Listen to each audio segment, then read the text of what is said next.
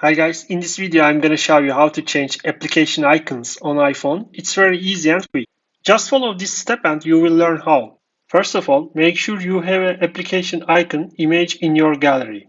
I am currently using Instagram's original app icons. Now let's change that together. I open shortcuts from my iPhone and then click on the plus sign in the upper right. Click on the add action. After choose scripting. And now click on the Open App and touch the App section. Select which app you want change icon, for example, Instagram. Now click on the Next blue area. After make sure choose at the home screen. Now click on the home screen name and icon section.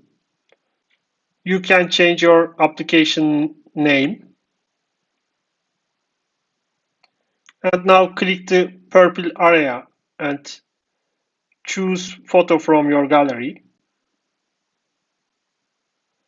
Click on the choose. And finally, click on the add.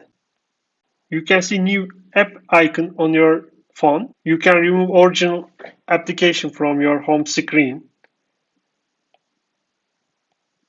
That's how you do it. I hope this guide was helpful for you. Don't forget to like this video and subscribe my channel. See you soon.